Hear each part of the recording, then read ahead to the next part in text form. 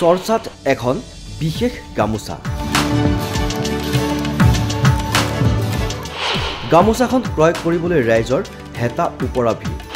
গামোচাখনৰ মূল্য ধাৰ্য কৰা হৈছে ২৫,০০০ টকাত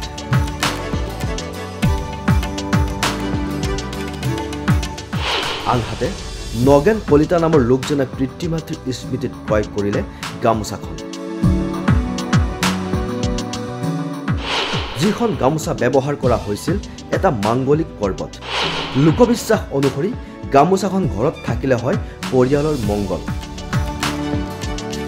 চৰ্চাৰ কেন্দ্ৰবিন্দু হৈ পৰিছে এখন বিশেষ গামোচা যিখন গামোচা ব্যৱহাৰ কৰা হয় এটা ধৰ্মীয় অনুষ্ঠানত গামোচাখন মাংগলিক পৰ্বত ব্যৱহাৰ কৰাৰ পিছতেই ক্ৰয় কৰিবলৈ আহিছে ভিন্নজন এনে এক ঘটনা সংঘটিত হৈছে নলবাৰীৰ ৰণাকুছিত নলবাৰী বৰভাগৰ ৰণাকুছিৰ বৰগোহাঁই ঘৰৰ বাৰ্ষিক হোম যজ্ঞত ব্যৱহাৰ কৰা হৈছিল গামোচাখন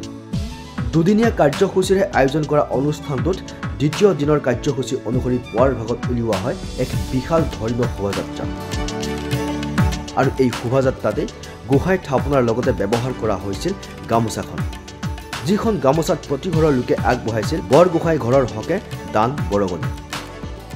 লোকবিশ্বাস অনুসৰি গামোচাখন ঘৰত থাকিলে পৰিয়ালৰ হয় মংগল উল্লেখ্য যে এই বিশেষ গামোচাখন ২৫,০০০ টকাত ক্ৰয় কৰিছে নগেন কলিতা নামৰ এজন ব্যক্তিয়ে যিজন ব্যক্তিয়ে নিজা পিতৃ-মাতৃৰ স্মৃতিত ক্ৰয় কৰিছে গামোচাখন জানিব দিয়া অনুসৰি নগেন কলিতাৰ পিতৃ-মাতৃয়ে ৰণাকুছিৰ বৰগোহাঁই ঘৰতে নাম কীৰ্তন কৰিছিল মোৰ এই মন্দিৰটোত বহুত পুৰণা স্মৃতি জড়িত আছে মোৰ দেউতাই ইয়াতে নাম ধৰিছিলে মোৰ মায়ে ইয়াতে সন্ধিয়া হেৰি কৰিছিলে নাম প্ৰসন্ন কৰিছিলে গতিকে তেওঁলোকৰ স্মৃতিত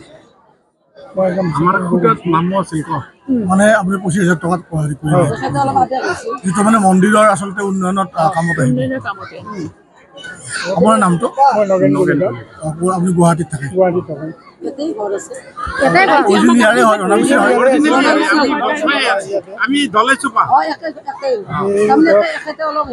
বহুত বছৰ আগতে ইয়াতে গুচি গ'লো স্মৃতিটো আছে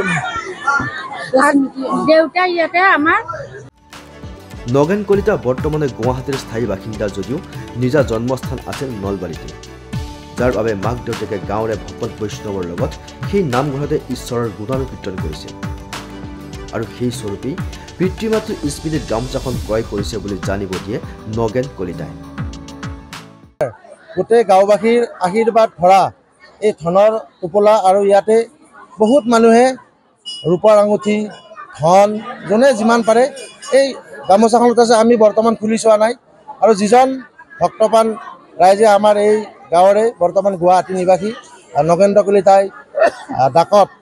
২৫,০০০ টকাত তেখেতে এই গামোচাখন লৈছে এই বিশেষ গামোচাখনত ৰাইজৰ আশীৰ্বাদ আছে আৰু এই গামোচাখনত তেখেতৰ ঘৰৰ মংগলৰ কাৰণে সমাজৰ মংগলৰ কাৰণে আৰু মন্দিৰৰ মংগলৰ কাৰণে এই গামোচাখন আমি এইটো চিন্তা চৰ্চা কৰিছোঁ লগতে আৰু আমাৰ এই যি মন্দিৰৰ এই উৎসৱটি এই মন্দিৰৰ উৎসৱটি উলহ মালহ কৰাৰ আমাৰ এটা যোজা চলি আছিল বহুত দিনৰ পৰা আৰু আজি এই অনুষ্ঠানটি আমি কৰিবলৈ পাই নথৈ আনন্দিত হৈছোঁ বহু ঐতিহ্যমণ্ডিত মন্দিৰ ৰণাকুছি বৰগোহাঁই ঘৰ নলবাৰীৰ পৰা কালিন্দ কুমাৰ বৰ্মনৰ ৰিপৰ্ট নেশ্যন এনি